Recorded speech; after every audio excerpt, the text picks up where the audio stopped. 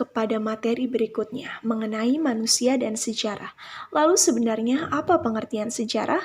Kata sejarah diambil dari sejarah bahasa Arab yang berarti pohon.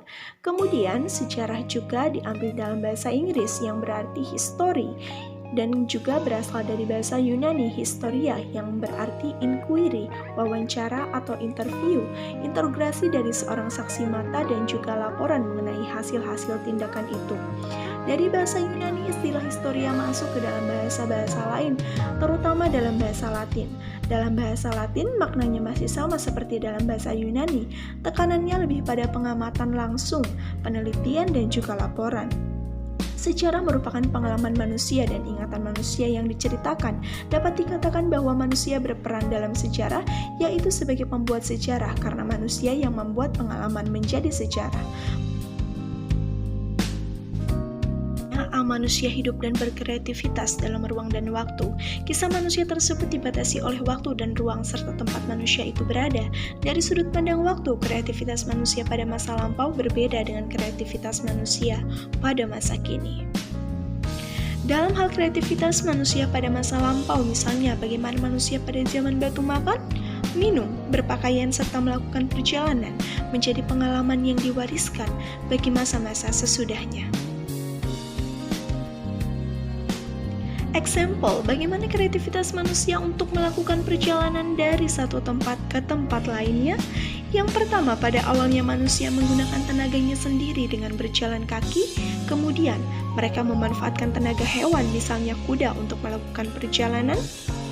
Lalu mereka menggunakan sarana perahu di air dengan bantuan angin untuk melakukan perjalanan.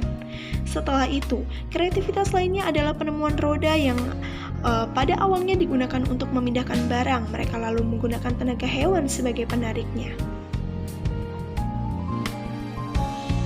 Kemudian mereka menemukan suatu alat yang mengubah air menjadi uap untuk dijadikan tenaga penggerak atau motor. Demikian seterusnya hingga mereka menemukan tenaga penggerak lain berupa bahan bakar minyak.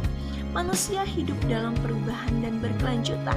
Ilmu sejarah menurut Kunto Wijoyo meliputi perkembangan, keberlanjutan atau kesinambungan, pengulangan, dan juga perubahan. Disebut mengalami perkembangan apabila dalam kehidupan masyarakat terjadi gerak secara berturut-turut dari bentuk yang satu ke bentuk yang lain. Perkembangan biasanya terjadi dari bentuk yang sederhana ke bentuk yang kompleks.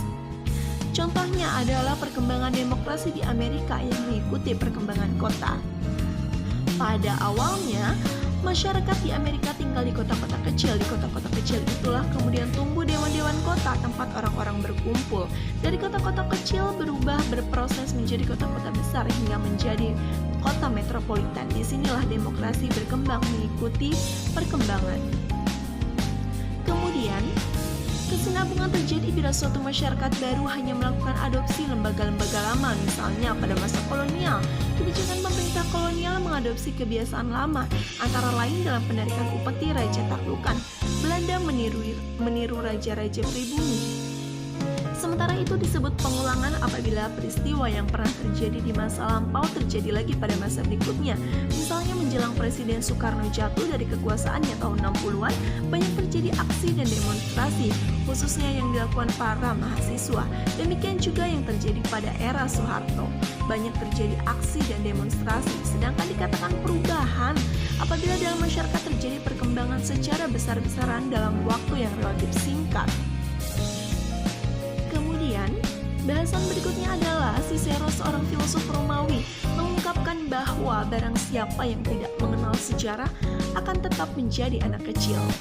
Begitu juga yang diungkapkan oleh sejarawan Sartono Kartodinjo, menambahkan bahwa barang siapa yang lupa sama sekali akan masa lampaunya dapat diibaratkan seperti mereka yang sakit jiwa. Peristiwa sejarah terjadi adalah sebuah perubahan dalam kehidupan manusia. Sejarah mempelajari aktivitas manusia dalam konteks waktu. Perubahan yang terjadi pada masa lampau mempengaruhi kehidupan masa kini. Perubahan tersebut meliputi berbagai aspek manusia seperti sosial, politik, ekonomi, dan juga budaya.